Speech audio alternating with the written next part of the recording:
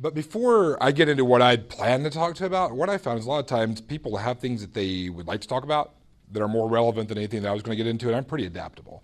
So I've got some notes and some cool things, some stories to share with you, different ways to look at failure and developing yourself moving forward so that you can live the kind of life that you choose to. I don't intend this as like a ha-ha, rah-rah inspirational speech, but I just happen to really love human beings and believe in greatly, at least the overall humanity's ability to move forward together and by working together. And I think there's a lot of things that we could easily do to sort of eliminate some of the barriers that keep us from living into what we, as a species, can live into. So before we get into that stuff, is there anything I want to talk about? I worked with college kids from the time I left college until last October. From my freshman year of college, my only career I ever had was working with people in college to help them reach their goals.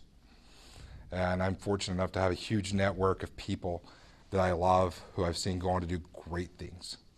And so how many of y'all are going out for the summer? You already know. A couple of you have already decided. Some of y'all probably don't know much about it. I'm not going to sit here and sell you on it. I don't work with the company anymore. I don't have anything to gain from it. But in terms of an experience, I definitely would not be running my own company without ever writing a resume with a bunch of people that I have no doubt that we're going to be able to succeed with, without taking the time in my 20s to develop myself and to learn how to build an organization based on helping people reach their goals, as opposed to how can we get you to do something we want you to do for us. It's a slightly different mindset. So keep rambling. Is there anything, this is just from like general obesity, the sweat, so if you can forgive that. That's something that I'm working on, as a matter of fact. As soon as I moved to LA this Saturday, I'm joining a CrossFit gym nearby, so I've heard that's pretty challenging. Next time I see you guys, I'll be like, whoa. Mo. Don't get him. Don't do it. Okay. Talk to me afterwards. So is there anything anybody wants to talk about? Anything you're up against? Anything that you think would be a useful topic to discuss?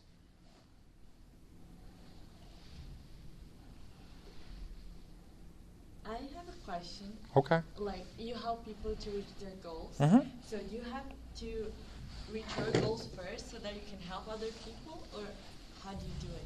What do you think? You have to accomplish your goals first. Maybe let's say that I am. Let's talk about things that offend people. Let's say that I'm a Buddhist, and you are a Christian, and you tell me that your goal is to read your Bible every day. Now, I could maybe care less about what's in the Bible, but if I care about helping you reach your goals, and that's important to you, can I still help hold you accountable to reaching your goals? Yeah. And so my goals may not be your goals, and usually the biggest thing that you can do is learn to do the things that I was going to talk about, so that you can be the kind of person who can actually give advice that's worth listening to. And you'll find that most people aren't going to listen to your advice unless you've achieved something first anyway. But in terms of can you help people, I mean, most of the time, especially if you're a lady, you know this, I've learned this from my wife, you don't need to be told what to do. You don't need somebody to fix something. You just need somebody that will listen to you and believe in you and believe that it's possible to help you unwind. So usually the best thing that you can do to help somebody, just freaking listen to them, which we'll talk a little bit about how to do effectively tonight. But so it depends. I guess the answer I would say is it depends. But you can always help people if you're willing to be there and be present for them. There just won't be enough of you there to really help somebody move forward unless you've overcome that fear in your life as well. Like, it's hard to help somebody deal with things like being abused as a child unless you've been through it and overcome it. What if somebody has a goal that they're completely set on, but you don't necessarily think that goal is the best thing for them? What do you mean by that? So say, like, I'm coaching someone and they really want something, but from my perspective as a coach, I don't think that that's the best thing for them. How do you handle that type of situation? What do you think? I don't know. That's why I'm asking.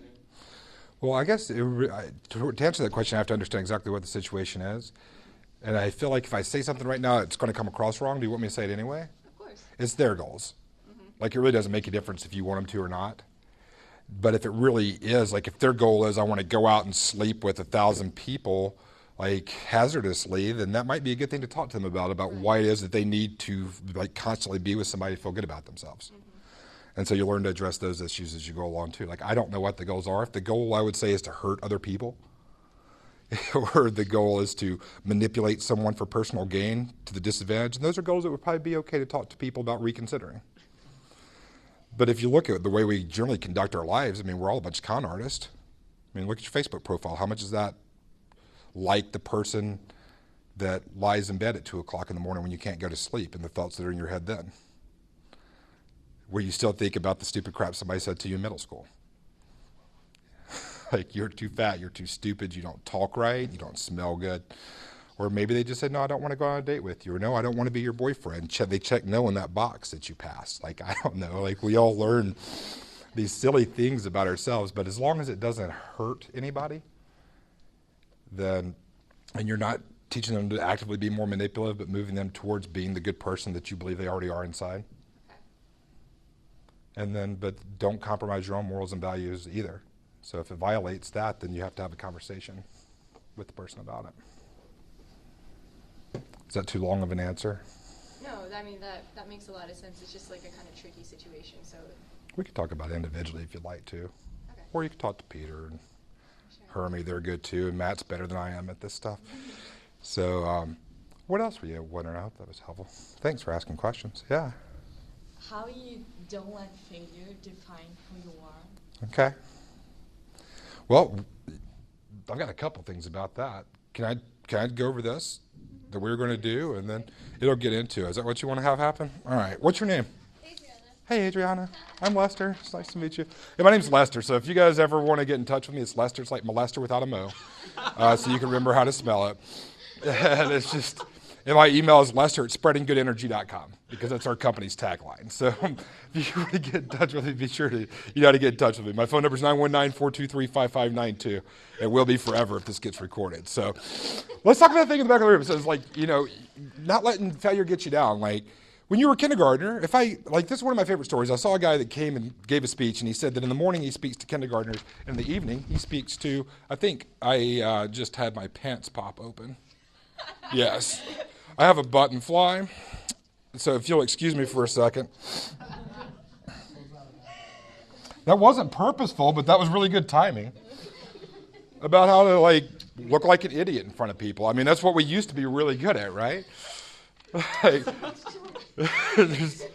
you know, we were really good at it. Like, the guy that said he spoke in kindergarten, and I learned this at Southwestern too. I guess I've only had one job or careers with the sponsor of the summer program. And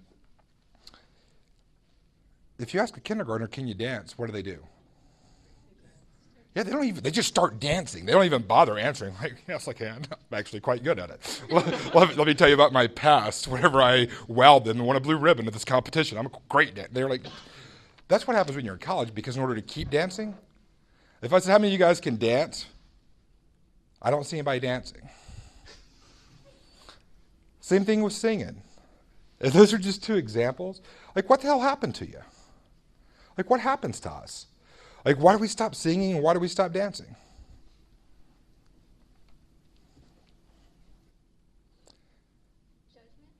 Yeah, because maybe if you've won American Idol, or you've won a blue ribbon, or you've got a trophy, maybe you still can dance, maybe you can still sing, maybe you're like a lot of the people I went to college with, and maybe it's changed in 20 years, but when I went to school, a lot of people got wasted to do that. I don't know if people still drink on college campuses. But if they were willing to, like, dance and look like idiots, like the kindergartners, you might not feel like drinking as much. And so this isn't a don't get drunk message. Obviously, I did a lot of damage to my body in college by pursuing such methods of entertainment. I don't encourage you to do the same. However, I will say that learning to be an idiot in front of other people is the best way to learn how to do it. You just have to learn how to mess up. Like, to answer your question, like, the way to do it's on this side. You need two things in order to treat failure really well. Number one is you need to develop the ability to persist. Because when you were born, all the stuff that you can do now, you couldn't do it then. But the stuff that you believe about yourself now, you didn't believe then either. So how'd you learn to walk? You don't even remember learning to walk. But it's pretty freaking incredible that you can walk. Think about somebody that's in a hospital after an accident. It takes like a year as an adult to learn how to re-walk again. Sometimes you know what I'm talking about? But when you were a kid, you just freaking did it. How did you do it? What did you do? Yeah, you busted your ass and you got up and you started walking again. It's like the simplest thing in the world. So if you're taking notes mentally, what this is about is a proper mindset towards human beings that will allow you to do just about anything you learn how to do. So if you write this down to 3 words, this is what humans were born to do. 1 is suck. Think about when you come out, you're able to suckle your mother for sustenance. Like you actually are born to suck. So this is a play on words. You're born to suck. You're born to learn because all the stuff that you know, do you guys ever remember sitting down and saying, okay, Jenna, let's have a lesson on how to learn. Did your mom ever say, this is how you learn? I can't recall. No, and none of you guys had a lesson on this is how you learn. Maybe in school you learned some devices like my eager mother just served us 9 pizzas or whatever the planets thing is. My very eager mother just served. So you learned some. Pluto's not a Yeah, not anymore. Yeah. You guys, that's just wrong. I feel so sorry for Pluto. Just served us some noodles. All right, how's that? So you learn a mnemonic, but the single biggest way is just to decide that no matter what happens, I'm going to persist. Like, no matter what, I may get knocked down. I may need a break. Something might happen, but at the end of the day, I'm not going to be afraid to get back up and try again. You get dumped, date somebody else. Not like a rebound to prove that you deserve to be with somebody, but don't be afraid to ask somebody else on a date. Don't be afraid to go back out. Like, you didn't make a team, you didn't make a squad. Like, we all get inspired by hearing stories of people that do that because it reminds us of what we're capable of doing ourselves. So, number 1 is persist. And then the second thing, when you're sucking and learning and growing, so you suck and then you learn and then you grow. Like we obviously have grown. And it's the same thing when we're learning something new. We just forget that we're supposed to be bad at stuff. Nobody likes to be bad at things. We don't like to look stupid. We don't like to have our pants unbuttoned in front of other people. We don't like being like the sweaty hoss. That's disgusting, in front of everybody. But if you'll learn that no matter what happens, if you'll keep going, it'll be okay, then you can just roll with whatever punches come your way. Wouldn't that be a lot more fun than being stressed out about everything all the time? Like, you can't control what your grades are on your finals, but you can control the effort that you put into it. So instead of looking at your grades and be like, I'm going to have a D no matter what, I'm going to have a C no matter what, say, I'm going to persist, I'm going to go to the library, I'm going to actually get my stuff together, and I'm going to achieve the best grade I possibly can this semester based on what I've done so far, but forgive yourself for what's happened up to this point. So in order to actually have a proper mindset towards failure, 1 is learning to forgive yourself for the past. You are where you are, and here's a good little quote for you. Don't ever confuse who somebody is with where they are. There's a difference between who they are and where they are. Do y'all know any smart people that are struggling at SDSU? Like people that did well in high school and now their grades aren't great? Like, everybody has friends like that. It's not because of intelligence. I don't know exactly what it's from, but the point is real simple. If you can help them focus on what they're doing right now and just do their best instead of thinking about how smart they used to be, how their parents are going to hate them, how they're not going to have any friends, they're not going to get a job, and they're going to die homeless, then it might make sense just to go to class tomorrow. Like, just take it one simple step at a time. Just go to class and do your own work. So persist. So that's the sucking part. When we're kids, we naturally persist. But now we kind of have a drop-ad mentality in life. Like, how many of you guys know what I mean by drop-ad mentality, or what do you think I mean by that? You do or you don't. Well, that'd be pretty cool. That would actually be an awesome mentality. It's like, I'm going to do it. Like, if I make a decision to do it, I'm going to do it. And if I don't, I don't. Close. Well, explain more what you mean by that, because I might not have understood. Basically, if there's a proposition, either I'm going to say yes or I'm going to say no. Decide I'll have reasons for yes and the no, and whichever one outweighs the other, I'm going to choose that. You're talking about understanding the difference between making a right decision and then making a decision and making it right. Like, that's one thing that successful people understand. There's no such thing as a right decision. Like, what's the right decision? The right decision is to make a decision and then put everything you have into it to make it the right decision. If it doesn't work out, it'll become apparent. But the drop-ad mentality of life is kind of like the opposite of that. I've heard my buddy Matt Ross talk about this. It's like you take a class, you sign up for a class, you see how it goes to the first exam, and then you decide whether or not you want to take it. You know, if you try a major, I know I changed my majors. Anybody else change their major since they've been here? Like, where we try stuff all the time. And if you really want to re-embrace that vigor that you had when you were a kid, just decide that you're going to persist. If a kid had made decisions about walking, learning to walk, the way we make decisions about everything now, we never would have learned how to walk. Like, oh, I fell down. Did anybody see me? Oh shit, I like that girl. She holds me, she rocks me. I really love my mom, but she thinks I'm an idiot now because I fell. No, you just get your ass back up and you walk again. So number one thing is persist. And that's one of the reasons I can't recommend the summer program more highly, because there's nothing that I've ever found that people can do in their college summers to help you develop the skill of persistence more than doing something that sounds as ridiculous as going out and visiting people directly face to face in an environment that usually is something that most people wouldn't want to do. That sounds really stupid. Because if you can learn to not care that much what people think about your failures and learn to persist, you're well on your path to rekindling that joy you felt as a kindergartner where you could do anything. Because in kindergarten, we could do anything. You believe that. Just since then, we've had failures and we're looking around. You decide that you can't dance, you decide that you can't write, and it's sad. So the second part, number 2, learn. How do we learn? So suck. So I said the answer to sucking is persisting. And it's something that you naturally do. This holding back is something that you've learned because of failure. It's not who you really are. Nobody had to teach you as a kid how to persist. Nor do they have to teach you how to learn. You learn through 2 ways. You learn through failures, which is what we're talking about with persistence. And you also learn through other people.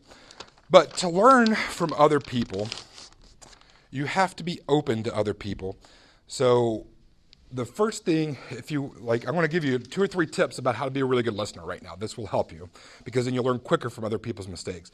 Number 1 is develop a genuine interest in other human beings. Not just a familiarity of what's been the biggest stuff on their news feed or like what their most recent picture with the most likes on Instagram was. But like an actual interest in a human being, because people don't care how much you know until they know how much you care. People don't care how much you know until they know how much you care. Did I say it right that time? People don't care how much you know until they know how much you care.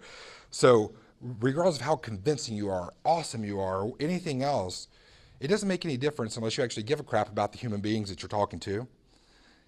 Because if you start to care about people, you don't manipulate them. If you start to care about people, you do want what's in their best interest. Which means that if you have an opportunity to share with somebody, it's not like, hey, I want you to go do this with me. It's like your entire life becomes a series of inviting people to concerts. It's like, is my button undone again? No, we totally agree. You got it. Okay. Thanks for I was like, yeah, they're into it back there. Must have done a really crappy job at the beginning, get everybody else out of it. But let me share this thing with you that is a really good story about how to develop a genuine interest in human beings. It's a simple line. I learned this from How to Win Friends and Influence People or 7 Habits of Highly Effective People. I forget which. And it's a simple statement that says, seek first to understand before attempting to be understood. And it's a very, very difficult thing to practice because we just, especially when it comes to things that have hurt us before, we're very quick to cut off and to judge. So here's a story about seeking first to understand instead of making about us. There's a lady on a train. I lived in Manhattan in New York City for the last 4.5 years before I moved to California. You from up in that part of the world? He's sweet. I lived right in Stuytown on 20th and 1st, right in the city. So I had some friends over in Brooklyn. That's a good part of the world. Welcome to the West Coast. Do you like it out here? It's pretty good. I actually like it. I do too. I'm hot. I'm just so hot. Anyway, this had something to do with New York. What were we talking about? Waiting on a train. Oh, waiting on a train. So she's on a train. Now I'm going to flip the characters here. So there's a lady with 3 kids on a train. And the kids are going nuts. Like, just crazy. Just throwing stuff. Like, I'm going to have to buy some furniture for San Diego State. You need to delete that part. And then, so, if I did break it, I would pay for it, but I didn't. point being is these kids are going crazy. Like the kind of stuff you can't delete crazy. And this guy is just, there's a guy on the train, he's coming back, he's had a long day at work, and these kids are bouncing. And he sits there quietly. And finally, he's had enough. He's like, lady, can you please get control of these freaking kids? And that's understandable. I mean, maybe he was a little bit rough in the way he said it, but it's a long day from work. It's a shared space. You know, there's some respect. But then the lady said, yeah, I can do that. It's like, I'm really sorry. I'm just kind of zoned out. They and I are on the way back from their dad's funeral. So I'm sorry, I really wasn't paying much attention.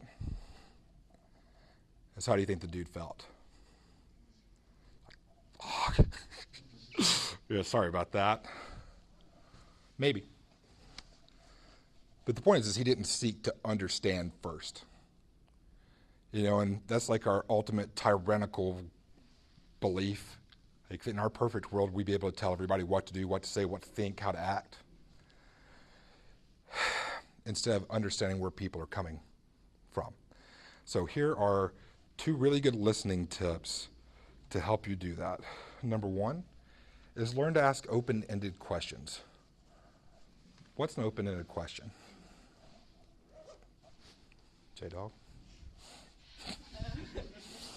It's a question that isn't necessarily just yes or no. It's going to have a bit of a story behind it. It's going to be kind of like a short answer question, so to speak. It helps you understand the person and their story. How can you tell the difference? Between like a normal question, like an open-ended question. Well, what do you mean by a normal question? Well, a normal question would be closed-ended. Most of the questions that we ask, if you'll pay attention, and I'm teaching you this tonight so you can start to listen to it. Like if you pay attention, most of the questions that you could ask are yes, no. What are you doing this weekend? Do you want to go to this party? Right, and there's like a single definitive answer opposed to any kind of elaboration. Yeah, and don't we do a really good job of getting out of those anyway? Well, maybe. I'm going to think about it. Possibly. You know, we'll see what's happening. You know, shoot me a text before the party. We'll see what's going on. You know, nobody likes being asked yes or no questions. Like, do you think I'm sexy? Awkward. Like, not only because of a speaker and an age gap thing going on, but it's just an odd question. Yes or no? Do you want to be my girlfriend? Awkward. Can I kiss you? Awkward. Like, you know, it's just those yes, no questions. They're awkward, and they're always about you. That's the thing. It's like yes, no questions are almost always about you trying to get somebody to do something you want to do, and instead of actually listening and figure out whether or not it would be a good idea for them, you just try to move them towards a yes for you. You guys hungry? Yep. You want to get something to eat? Yep. Lenore sound good? That was the dining hall group. Yep. Okay, you want to leave now? Yep. Okay, let's go. And then you just start walking, and they follow you.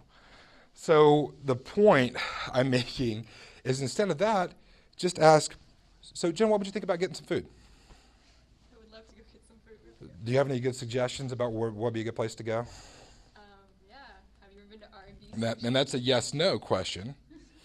But he goes, yeah, and then it's just assumed, so she keeps talking, keep going. Oh. R&B sushi. Oh, you were listening. Thanks. Yeah. I'm teaching a whole room full of people how to listen, and I have no idea how to do that. To answer that question about do you have to do it before you can teach somebody else how to do it. So just open-ended questions are huge. And the way to tell them is do they start with the question word, what, where, how, who, when, and things that elicit people's opinions. Like, instead of saying, would you guys agree that that thing that happened at Oklahoma, like with the SAE guys, was really effed up? I would. You know, I think most people would agree with you, but there might be one really crazy KKK member in the back that could really stood to be heard and know that they're like included. And so like, so what do you guys think about what happened at Oklahoma this past weekend with the SAE? It's disgusting. It's horrible. Like, I don't even know what somebody would say to try to justify that because I don't think there's any justification for it personally, but it'd be interesting to hear if it exists. And if we're going to listen to each other, then isn't it time we actually listen to each other? So just ask, so what are you into? Like, who are some of your favorite people? What are some things that you've done in the past that you enjoyed? Like, when do you feel most like yourself? And when you'll start, and somebody's like, man, this test was so hard. It's like, really, what happened? and then you find out the person didn't study. Well, okay, well, that might have had something to do with why it was difficult for you. Like, what would you think about studying next time? But instead of being like, you're an idiot, you need to study. Like, that's what your parents say. Like, we're spending all this money for you to go to school? What the hell is wrong with you? Or maybe your parents don't say, they're like, okay, honey, have fun. Like, I don't know, San Diego State's probably different than UVA or Princeton or some weird places where I used to work. I actually like places like San Diego State. This is a really good mix of human beings here. Do y'all have fun on campus? Like, so you guys do enjoy yourselves. So take a little bit of time to listen to people. Like, it shows that you're worth your time. So that's one, is open-ended questions. Two is be service-minded in the questions that you're asking. Decide that person, if they're a good person, they're worth your time. It's not like this is a challenge that I have to sit here and listen to this person. Oh, God, I have to listen to this again. Like I didn't cuss. That was like a... It was really close. That's a speech trick. I can't believe I have to do this because who are you thinking about? Yeah, the inconvenience. There's not a lot of people I've ever met who have said, damn it, Hermie. He's cute and funny, but he just listens too well. I can't stand the idea of being with him because he's such a good listener. He bothers me so much. Like, no, that doesn't happen. But you hear people like, he just doesn't listen. Nobody listens to me. Like, okay, well then, if you want people to listen to you, learn to listen to them. And here's a good thing I learned a long time ago. If you want to be interesting, learn to be interested. Because you can be the coolest, most interesting person in the world, but that will never come close to being as influential as somebody who actually is interested in other human beings, like in where they're going. We've all walked a similar path. We were born believing that we were unbelievable. We weren't afraid to fall on our butt 5 million times. We didn't care. But we had friends around us that believed it was possible. Like everybody else could do it, so we assumed that we could. It seemed like a good thing to do. Our moms and dads were probably like, they might laugh sometimes, but for the most part, they're like, you can do it, get up, or they just assumed that you would, even if they didn't encourage you. It was just assumed. But when it comes to advanced mathematics or arts or things that are scary, that actually add value to the world, once you fail, people are like, you shouldn't be an artist. You shouldn't sing. You shouldn't dance. You shouldn't do this. You shouldn't look stupid in front of other people because people aren't going to like you and you're going to die dead. You're going to die dead. You're going to die alone. You're going to die alone. And that's like the biggest fear. It's like, you're going to die alone if you do something that makes you look different. But if you listen to people, you'll have a bunch of people that care about you and they'll always pick you up. So what you get out of caring about other people is having a group of other people who care about you. Like, don't solve people's problems for them. Just listen, and they'll figure it out on your own. You'll figure it out on your own because the only parts of you that believe that maybe you're not capable of doing something or learning something is something that you've already learned when you were younger. You weren't born believing that. You weren't born believing that you couldn't achieve every goal that you ever set out to achieve. In fact, you had a pretty good track record for a while. You want to talk? Okay. You want to walk? Okay. You want to learn your numbers? You're counting? You get bored. I want to learn. Yeah, learning's fun. And then somebody tells you you're stupid or that you're a slow reader or whatever happens and you slow down. Like, don't let the rest of the world tell you what you're capable of doing because it's just bullshit. And I did cuss that time because it is bullshit whenever people start to buy into what other people believe about them, which is why persistence is important and learning to listen to people is important because the network that you develop by simply being there for other people. And you'll hear yourself in them. When you hear people talking about how they need to get out of this bad relationship, you're going to be thinking about your bad relationship. Nobody benefits more than the person doing the listening. I promise you, that Peter is as great of a guy as he is at listening to you guys. If any of you guys have been positively impacted by Peter's helping you, like, walk through stuff, like, on a weekly basis, cool. It's good to see. Like, he does a tremendous job of that, but he gets more out of it than you do. Because it's kind of hard to talk to people about living a better life if you're not doing it. So getting back to the chicken and the egg question, even if you haven't been doing it before, when you start talking to other people about doing it, it can provide a lot of impetus for you to actually do it yourself.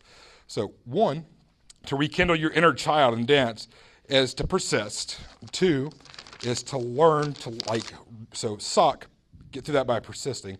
Learn by listening So not only are you going to learn from your own mistakes, but you're going to learn from all the people around you, because you're going to be open-minded to listening and being interested in other human beings. It will change your life if you just decide to be interested in human beings instead of deciding that you already know who they are. 2. Number 3, grow. This is the end of this. Develop yourself.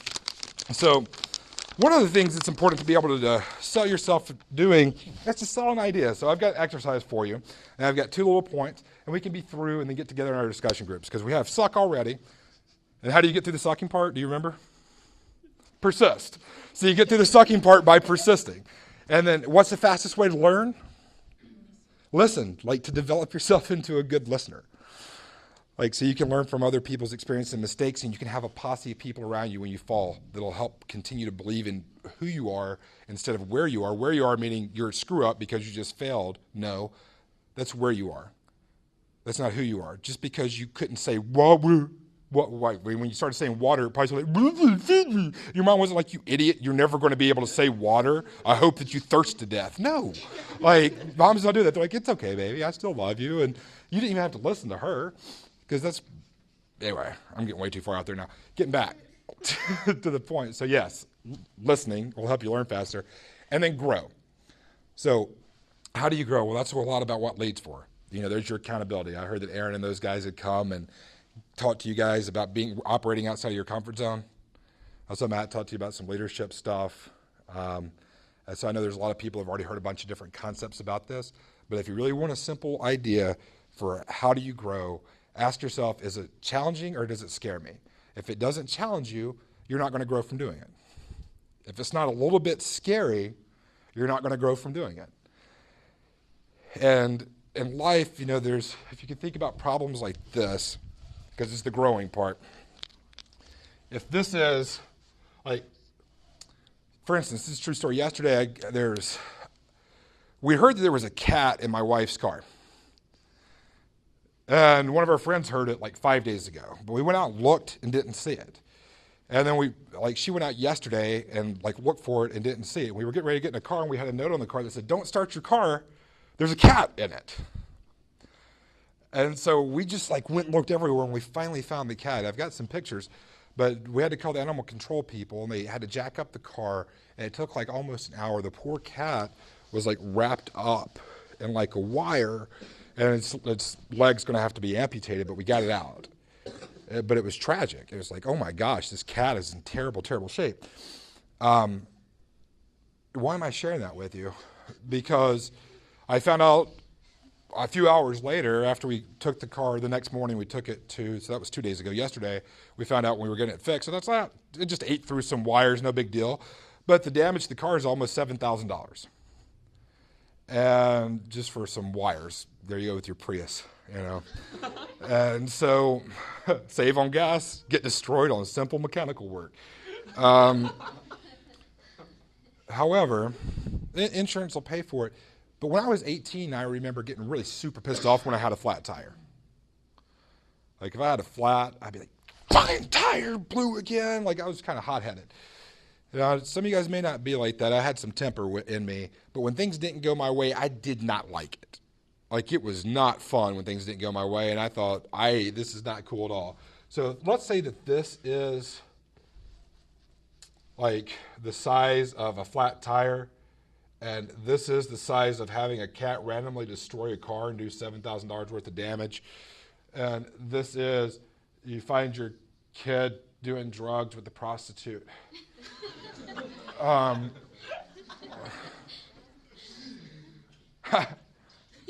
By the way, I only use these examples because of my audience, because I know where your head is from 18 to 22. So I'm not like some old perv.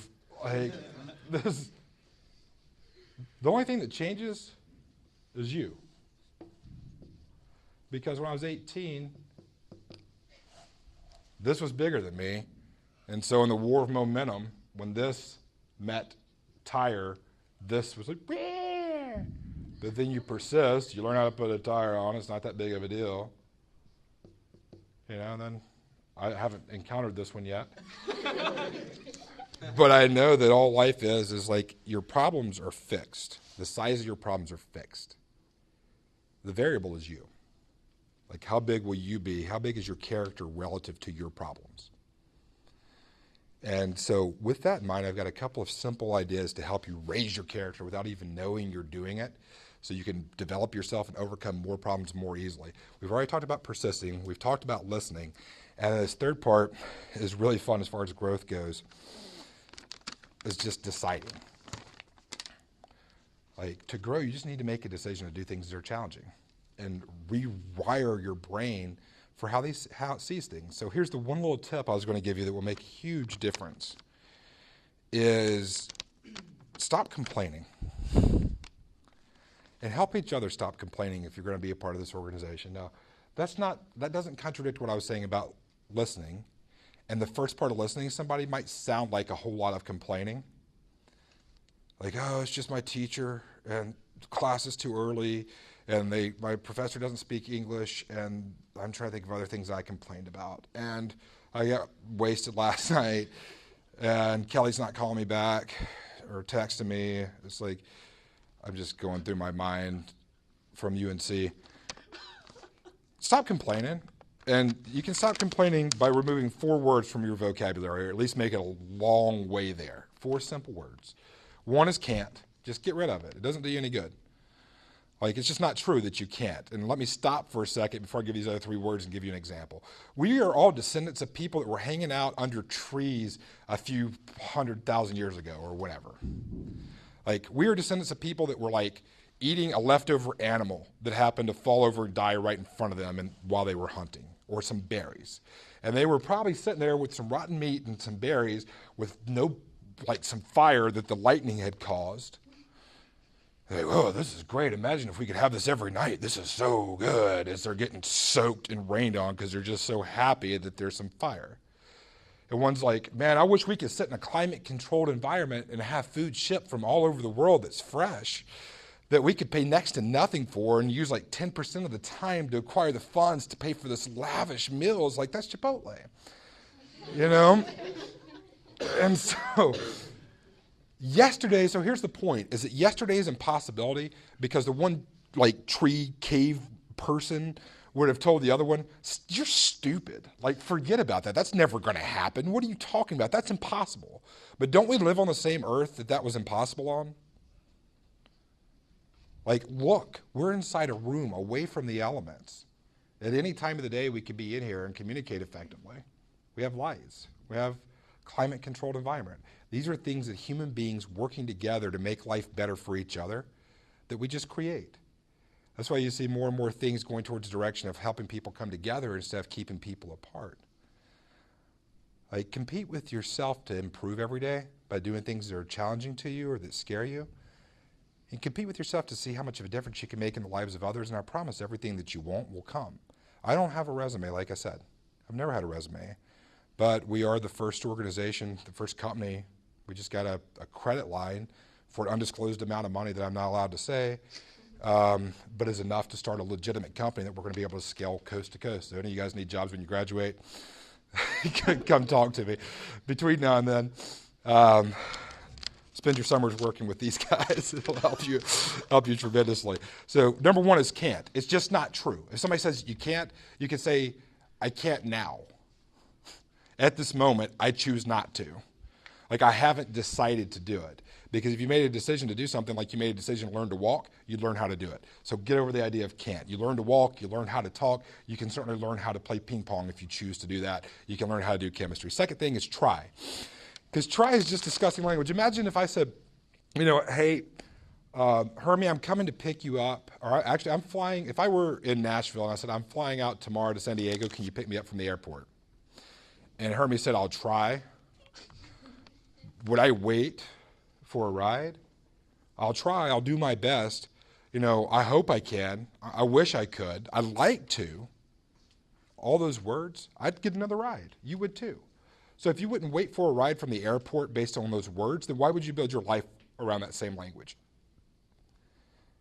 Like, if somebody's saying, I'll try to pick you up from the airport isn't good enough for you to wait for a ride from the airport, then why would you say, I'm going to try to study for my exam if the exam is what you've committed your life at this point to doing?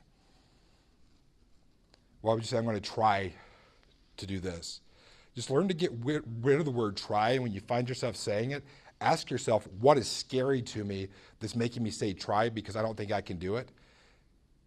And then listen to people, try it, fail, persist, listen, and then make a decision that you're going to grow, because we can all do that. We're born to do it. Get rid of but. But negates. You're a really nice guy, Hermie. I'd like to go out with you, but kind of negates everything that just came before it. If you were asking me on a date, hey, would you like to go out with me? Oh, you seem like a really great guy. But, well, what do you think about coming to the game with me this weekend? Well, it sounds like a really good idea, but, so do you want to marry me? Well, sure, but, but just, it negates everything that comes before. So if you can learn to get rid of but, get rid of that, get rid of try, and get rid of if, because if makes it conditional. Like, if something outside of you happens, then you'll be able to reach your goals. And see, that was true when we were kids, that we needed somebody to help us with that stuff. Like, to not help us, we still need people to help us. But we needed people to give us permission to go after things. Like, we needed the adults who were, like, feeding us to allow us to go things. But now you can pursue things on your own. It's a decision that you can make. So, again, number one is just persist. No matter what happens, it's going to be okay. 2 is listen. And 3 is just decide. Like, decide to stop complaining by getting rid of can't, try, but, and if. If you'll just remove those from your language, you will find yourself doing a hell of a lot better. There's some other things we could talk about, but I'll let Hermie and Peter talk to you about regarding that. I've already talked to you about impossible and how ridiculous that is. And then let me make this actually applicable and something that you can use. So here's a very popular interview question in the real world nowadays I'm going to throw out at you guys. And it's going to allow you to practice something that you probably feel uncomfortable doing so you can learn something tonight from coming here. Here's the exercise. What time is it? 6:30. All right. So we have about 10 minutes before we go into questions and stuff, or like breaking up into groups. 10, 15, 20, or are you ready to be done? Oh, you're done? I thought it was 7. What time is it? 6:30. Well, shit, that was an hour. That's it. I'm done. Sorry for keeping you guys for more than that. Do you want to do this exercise, this interview thing? All right, here's the thing. Is you have 10 minutes, 5 of which has to be spent selling the other person. So it'd be 15 minutes total. You have 5 minutes to prepare. And your job is to explain something to someone else. And assume that they know nothing about it. So if you want to explain how poker works, if you want to explain who the Kardashians are, I don't care what you explain, but find somebody that you don't know. Let's do that now so you don't get weird, because it's hard. It's scary. Is it challenging? Is it hard or is it scary? You're going to grow. It's scary to talk to somebody. So let's get together. Just somebody you don't know well. Listen, as a human being, you were born to suck, learn, and grow. That's what you were born to do. Do you get that? Both physiologically and mentally, emotionally, spiritually, we're born to make mistakes. When you stop making mistakes, Jen and I were just talking about, you might as well, when you're like, I'm going to paint myself into this corner, I'm not good at this, I'm not good at that, not. Then what do you end up becoming? I'm good at sitting in this cubicle earning $45,000 a year after 20 years being here, never having anybody notice me. Don't paint yourself into that. When you were a kid, you could do anything. Embrace sucking by deciding to persist. Learn how to learn more quickly by learning to listen, by caring about people, asking them questions, seeing where they're coming from, and seeing what you can do to be of service to them. And then just make the decision that it's going to happen. That's the growing part, that you're going to get back up, that you're going to persist, that you're going to keep going, and you're going to stop blaming things. And then the last part of this, the last thing I'd like to ask you guys to do tonight, this is something that can change your life. I know it's been mentioned, but it's worth mentioning again as we leave. It's impossible to be complaining if you have a grateful attitude. And so if you want one simple thing that you can do to help you start to be the kind of person that makes a decision to live a life that's awesome, write a gratitude list out. When you wake up in the morning, instead of thinking about, all the shit I have to do today, stupid class, should have studied, boyfriend kept me up again, I hate this. Do I need to change my major? I wonder what Kim was wearing.